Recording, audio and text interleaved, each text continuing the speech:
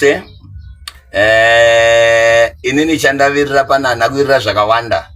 Ndangouya chete kobudisa pachena kuti munhu kana achitaura kuti anogadzira moto akauraya munhu nemoto pakataurwa ndokubvirisa kunyepa.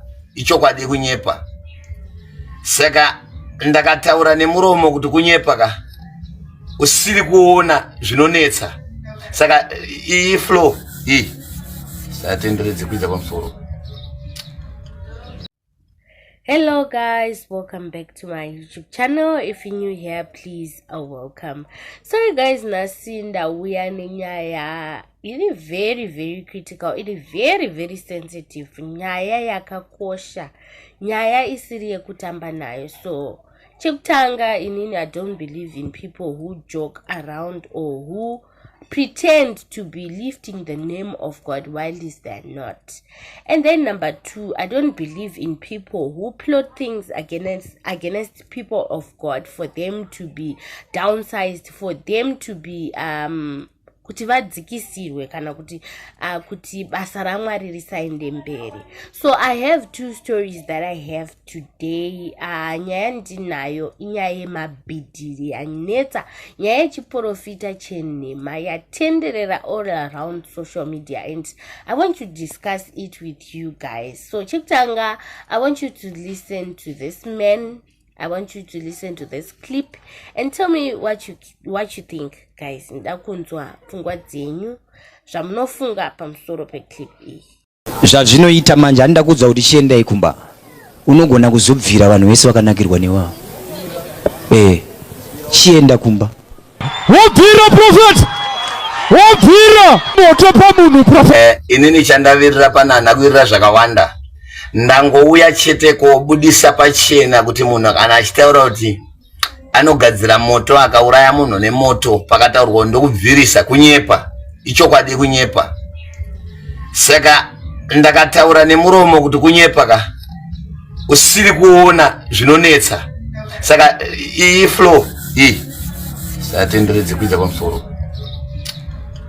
Iyi flow iri ruoko rangu itarisa harina charinacho. Pari kutaurwa nhau dzokuti ndokubvirisa, iyoyo wakada kundinetsa ndokubvirisa. Inini handisi ndakanangana nemunhu kana ndakatageta munhu, but ndoda kungobudisa chete kuti kunyepa. Right, iri bhuku iri tarisa. Tarisa iri bhuku iri. Tobvisa mapeji ndere kuchikoro.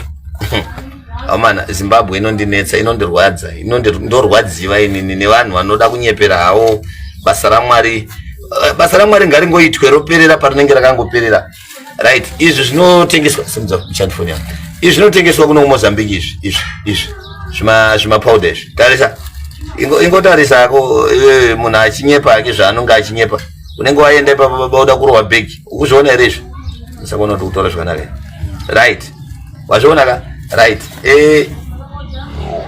Aya mafuta. Ukuyaona mafuta aya. Kwete zvokuzotaurwa zvokunyepa aya mafuta. Right, tarisa. Ndikuvhura uchiona tarisa. Tarisa.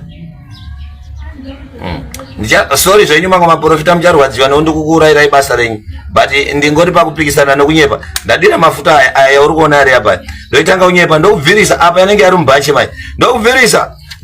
Tarisa yoyo tarisa aya mafuta. Tarisa. Kodozoti kunyepa. Ndokubvirisa simudza. Ndokubvirisa. Ndokubvirisa zaite nharo neni. Tarisa. Simupisa foni yako simdo. No. Tarisa.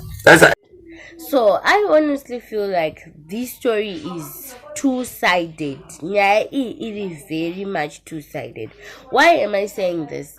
When two people fight and it vanhu pavanonetsana, like tikada kutarisa nyaya Prophet Miracle Paul naZigo, these two people vakanetsana pamusoro penhau yechiprofita. If there is any story we don't know about that, but chatinoziva inhau dzechiprofita nditi.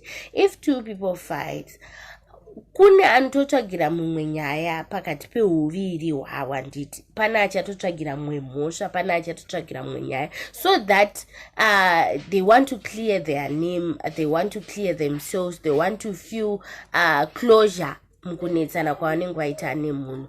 But pfungwa dzangu inini I feel like zvinhu izvi kunetsana kwenyu kwamunenge maita hakufaniri kusanganisira zita raMwari, zita raJehovha ari kumusoro kudenga. Guys, ngatitye when we are talking about God. Let's fear God. Ngatitye Mwari zvine udzamu, ngatitye Mwari. Mwari anotyisa guys. Vana veIsraeri vakapedzisira varamba kuenda kunonana naMwari when Moses pleaded naMwari kuti vanhu venyu vari kutifarira kumbokuonai. Havana kutombosvika pamoment yekuti vakaona chiso chake, vakangonzwa kukauya earthquake, kukauya chichi, kukandengendeka. They felt so much fear because Mwari is holy, Mwari anotyisa. Saka ngatinzwei kutya pamusoro pekutamba neshoko raJehovha Mwari. Ngatinzwei hana dzedu dzichirova kana tichitaura pamusoro peshoko raMwari. Saka inini what I want to say kuvanhu vanoita zvemabhidhiri, kuvanhu vanoita zvekunyepera zita raMwari, inzwai kutya, mutye zita raMwari, mutye shamhu yaMwari, nekuti shamhu yaMwari when it comes to you inouya ya times 10. Shamhu yaMwari inorova guys. Saka if these things are really happening ari mabhidhiri, zvekubvirisa moto, zvekuita sei ari mabhidhiri, guys, ngatitye Mwari. Titye Mwari nemwoyo wese, tinzwe kuvhunduka nekutya, because he is an awesome God. He is a big God. He's bigger than all of us. Saka ngatitye Mwari guys. Ndiwo mashoko angu andinawo. Thank you so much guys for watching. Make sure you like, make sure you comment, make sure you subscribe. Ma comments enyu guys ndo madam comment section. Problem yatina ndekuti tinoda kuprofitwa, tinoda munana kupfuura Mwari weminana, tinoda kuudzwa nyaya dzatinoziva. Zvinokubatsira kuti unongosimudzwa udzo kuti munoroya, udzo kuti kumusha kwenyu kwakadai. Zvese izvozvo information unoiziva, unayo, phone number dzako unodziziva. Chii chinozoshamisa kuti zvataurwa neumwe munhu, ende zvataurwa chii chinozoitika muupenyu hwako zvichienda mberi. Hapana chinochinja, hapana chadii. Saka vanhu varikuonawo an opportunity yekuexploita need nevanhu. The so-called prophets, men of God, whatever, munovati vanani, vakutora opportunity iyoyo vokuita work on your desperation kuti vanoda kurapwa. Iwo pauchaona drama raitwa riya, ini chirume ndingatadze kuzviita here? Tokutongoronga kakatoita madrama. Mutodzwa kuti chirume masasi yaane mbiri pasocial media ari kurapa vanhu vanorwara. Kuwanda kwamunouya muchiita, tochiti $100 one on one, 150 one on one. Wakuya uchibhadhara 150 nekuti uri kutasira kuti ndinokubatsira, nekuti waona ndichibatsira vamwe vanhu paTV. Kukura kwechechi maofaring akuwanda. Ndosaka muchizoona kuti anonyanyopfuma zvakanyanya pamadhiri ese anoitika. Tarisa imba yaprofeti wako, tarisa imba yamufundisi wako, tarisa mota yaprofeti wako, tarisa mota yamufundisi wako. Ndo inochinja iwe uchifamba netsoka. Yo life yako haitransforming, but life yako unotransforma ndeye ari kukuitira mabhidhiri. Ende problem yatina ndekuti munhu ane dhimoni rechipfambi unogona kudzinga dhimoni rechipfambi rikaenda. Munhu ane dhimoni reuroyi unogona kutodzinga dhimoni reuroyi rikaramba. But pane rimwe rinonzi dhimoni ririko mazuva ano rekuti munhu anopozeswa napapa, munhu anopozeswa naprofeti. Kana munhu apozeswa naprofeti ka haudzinge dhimoni iroro. Anotora demo kuda kukurova sekuti profeti vangu havadaro, men of God vangu havadaro, apozeswa naprofeti. Dhimoni iroro rinonetsa kudzinga. Ine ndo razara mazuva ano. That's why uchiona kuti chokwadi kunyange chikataurwa sei, hakuna anochiteerera, nekuti wakatenda mumunhu zvakanyanya kutopfuura kutenda muMwari wazvo.